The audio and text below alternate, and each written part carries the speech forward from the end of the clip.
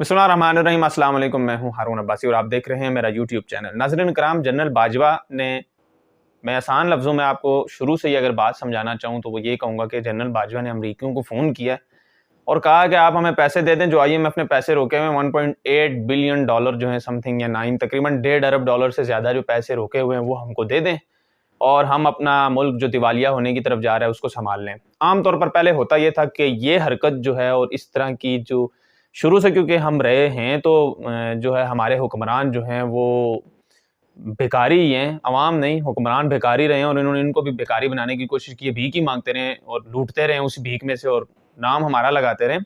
तो अब जनरल बाजवा ने फिर ये काम किया, जनरल बाजवा ने फ़ोन किया उनको, जो और उनके जो ओहदेदारान हैं वो कोई टॉप लेवल की लीडरशिप नहीं है, वो भी एक आम से कोई डिप्टी जनरल सेक्रेटरी हैं, कोई इस तरह का उनके नॉर्मल सा ओहदा है, उनको फ़ोन करके कहा है कि आप जो है एक मुहिम चलाएँ और आप जो है सूरत हाल को कंट्रोल करें और आप जाकर आईएमएफ को कहें कि प्रेशर डालें, दबाव डालें कि हमने तो यहाँ पर पेट्रोल भरवा दिया। ये बातें उन्होंने की, लेकिन मैं ये एनालिसिस कर रहा हूँ कि पेट्रोल भरवा दिया, बढ़ा दिया, उसका रेट बढ़ा दिया 17 रुपए और बढ़ाने के चक्कर में, उसके बाद बिजली महंगी कर दी, सब कुछ तो महंगा कर दिया है वज़ीर-ए-आज़म एक्स प्राइम मिनिस्टर जो थे इमरान खान के जाने के बाद। तो अब उनको कहें कि अब और जो है क्या चाहते हैं, अब पैसे दें और हम अपना निज़ाम आगे चलाएँ। जो हमने सिस्टमैटिक चीज़ें जो पेश की हुई हैं ऑलरेडी, जो चीज़ें तय हैं, अगर पैसे ना आए तो वो चलाएँगे कैसे? तो ये जो हरकतें हैं और इस तरह की जो फ़ॉरेन पॉलिसी के तहत जो मामलात किए जाते हैं और अचीवमेंट हासिल की जाती है, ये उनको अचीवमेंट कहते हैं। हम तो अचीवमेंट इस चीज़ को नहीं मानते कि आप भीख माँगें और इसको कहें कि जी हमने कोई कारनामा सा अंजाम दिया है।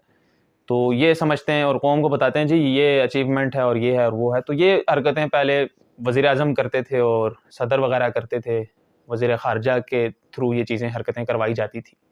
जनरल बाजवा ने जो फ़ोन किया है, उसकी जो वैल्यू है, वो एज़ कंपेयर टू टेक्निकली और लीगली तो उस तरह नहीं है, लेकिन एक वक़ार जो है, वो दुनिया की तकरीबन कुछ आर्टिकल के मुताबिक तीसरी-चौथी बड़ी फ़ौज और ताकतवर फ़ौज जो है, उसका सिपह-सालार के तौर पर, क्योंकि इंडिविजुअल जनरल बाजवा की तो कोई वैल्यू उस तरह नहीं है कि वो फ़ोन करें और उनकी बात मान ली जाए।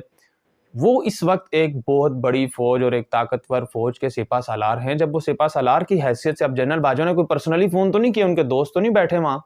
उन्होंने तो एक एज़ अ सिपह-सालार के तौर पर फ़ोन किया और पूरे मुल्क की जो इज़्ज़त है, वो मजरूह हुई या नहीं हुई, फ़ौज की इज़्ज़त वक़ार मजरूह हुआ, नहीं हुआ, ये तो आपने फ़ैसला करना है। लेकिन उन्होंने फ़ोन किया और ये कहा कि आप हमें उन पर प्रेशर डालें और वो हमें पैसे दें। तो ये, क्योंकि अभी जो सूरत-ए-हाल है वो ये है कि अगर तो इमरान खान साहब होते तो वो तो कुछ ना कुछ दुनिया में उनका असर और वसूख है, लेकिन अभी जो प्राइम मिनिस्टर हैं मियाँ शहबाज शरीफ, उनकी तो उस तरह से कोई वैल्यू नहीं है, वो इतने कैपेबल नहीं है, उनकी इतनी हैसियत नहीं है कि वो किसी को फ़ोन करें और उनकी बात मान ली जाए। तो ये काम मजबूरन या खुशी से जनरल बाजवा को खुद सरअंजाम देना पड़ा और जनरल बाजवा की अगर तो बात मान ली जाती है, फिर भी इसके डिफरेंट इम्पैक्ट्स हैं और कुछ चीज़ें जो हैं वो डिस्कस करना बहुत ज़्यादा ज़रूरी और एक हलचल भी है। अगर तो रिजेक्ट होती है, फिर तो ये सरासर पाकिस्तान की बेइज़्ज़ती और पाकिस्तान की जो फ़ौज है उसका एक वक़ार मजरूह हुआ है। आम तौर पर जो है वो ये हरकत जो है, हरकत मैं कहूँगा या जो भी इक़दाम है, ये नहीं होना चाहिए था। मेरा ये ज़ाती ओपिनियन है और कुछ सीनियर लोगों का भी यही कहना है कि जनरल बाजवा को कम से कम जो है इस तरह फ़ोन नहीं करना चाहिए था। अगर फ़ोन किया भी था तो इसको थोड़ा-सा सीक्रेट रखते, पब्लिकली बता ना दिया जाता कि हमने फ़ोन किया उनको और पूरी दुनिया को पता चलता कि अब जो सिपह-सालार हैं वहाँ के, वो फ़ोनें कर रहे हैं और कह रहे हैं कि हमें पैसा दे दो, उनको कहो प्रेशर डालें। तो ये थोड़ी-सी सूरत-ए-हाल जो है वो शर्मिंदगी का बायस क्योंकि बनती है। देखें, जब आपका मुल्क दिवालिया होने के करीब होता है तो आपको कुछ फ़ैसले तो करने पड़ते हैं, ये चीज़ें तो कन्फ़र्म हैं। जनरल बाजवा क्या, कोई और भी आ जाता, इससे बड़ी इज़्ज़त और वक़ार वाली किसी का सरबराह आ जाता तो वो उसको भी करना पड़ता, तो शायद ये उस तरह से कि आपका मुल्क दिवालिया हो चुका है या होने जा रहा है, तो वो सारी चीज़ें कंट्रोल में आ जाती हैं, वो इतनी कोई वैल्यू नहीं रखती, ये चीज़ें करनी पड़ जाती हैं। तो जनरल बाजवा ने इससे पहले खलीजी ममालिक के दौरे भी किए। हज के दौरान उन्होंने खलीजी ममालिक के सरबराहान को कहा कि आप हमारी इमदाद करें, तामुन करें कुछ चीज़ें बेहतर करने के लिए। ये सारे तो प्लानिंग है, ये सारी चीज़ें हैं, हम मुआशी तौर पर स्टेबल होने के लिए ये सारे इक़दामात अगर जनरल बाजवा ने किए तो इसमें कोई बड़ी क़यामत की बात नहीं है। लेकिन अगर तो चीज़ें बेहतर होने की तरफ चल पड़ें तो फिर कहीं ऐसे जनरल बाजवा आएँ और वो फ़ोन करें तो इसमें कोई ममानत नहीं है। लेकिन होता ये है कि हमारे यहाँ होता कुछ नहीं है, फ़ोन वगैरह कर दिया, पैसे जैसे है उसी तरह निज़ाम चल रहा है। पाकिस्तान के सिस्टम को ठीक करने की अगर मैं बात यहाँ पर करूँ तो बहुत वीडियो लंबी हो जाएगी। ये जो इक़दाम है, इससे ज़्यादा ज़रूरी और अहम इक़दाम यह है कि पाकिस्तान की जो एस्टेब्लिशमेंट है और पाकिस्तान में ये जो सिस्टम चल रहा है और पाकिस्तान में ये जो निज़ाम चल रहा है, इसको कंट्रोल करने की ज़रूरत है सबसे पहले। और सबसे पहले जो सियासी फुक़दान है, सियासी तौर पर मुल्क आपका पता ही नहीं है कि कौन मुल्क चला रहा है, कहाँ से फ़ैसले हो रहे हैं, क्या हो रहा है। इमरान के हक़ में कुछ लोग, इमरान खान साहब के हक़ में लोग मौजूद हैं, शहबाज शरीफ, नवाज़, ज़रदारी, ये सारा खेल चल रहा है और फजल रहमान अपना मामलात की ज़मीन तंग कर देंगे और फ़ज़ा गर्म कर देंगे। तो ये सारी सूरत हाल जब होती है मुल्क की और मुल्क इस तरह दिवालिया हो रहा हो, तो फिर वो श्रीलंका वाला सूरत हाल होती है, जब जहाँ शऊर वाली कौम होती है, फिर वो पकड़ लेती है इनके गिरबान। आप इमेजिन करें कि लोगों का हाथ फजल रहमान साहब के गले में हो, वो कैसा, दुनिया को क्या मैसेज जाएगा अगर फजल रहमान साहब को चपेड़ें पड़ रही हों। अल्लाह ना करे। मैं वैसे आपको बता रहा हूँ, अगर ये कसूरवार हैं तो मैं इस पर कोई इस तरह की बात नहीं करता, लेकिन आप इमेजिन करें ना कि पाकिस्तान का क्या इम्पैक्ट होगा। मैं आपको श्रीलंका की सिचुएशन समझाने की कोशिश कर रहा हूँ। श्रीलंका में हुआ यही है। आपको मैं इमेजिनेशन के तौर पर ये चीज़ें समझा रहा हूँ। श्रीलंका में यही कुछ हुआ, वो आपको बताया नहीं गया मेन स्ट्रीम मीडिया पे। आप इमेजिन ये कर लें कि शहबाज शरीफ को लोग चपेड़े मार रहे हो। अगर कसूरवार इमरान खान है तो इमरान खान को लोग चपेड़े मार रहे हो, क्योंकि एक्चुअली वो हैं नहीं है। क्योंकि इन सब से बेहतर आप अगर एनालिसिस करें तो वो इमरान खान का दौर ही आपको नज़र आएगा।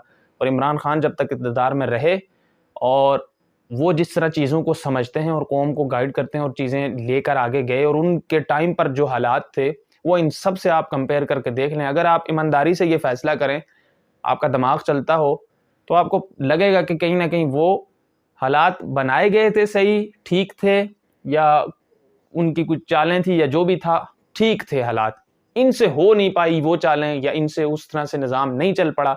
आप जो भी कहें जी उन्होंने ये कर दिया था, उन्होंने वो कर दिया था, ये रोक के रख ली थी क्रिप, इनसे नहीं हुआ, दैट्स मीन ये ना हिलें। तो आप इमेजिन ये करें कि श्रीलंका में हुआ ये कि बड़े बड़े लोगों के गिरबान में हाथ डाल के उनको चपेड़े मारेगी, उनको मार दिया गया, कहीं तो कत्ल किए गए।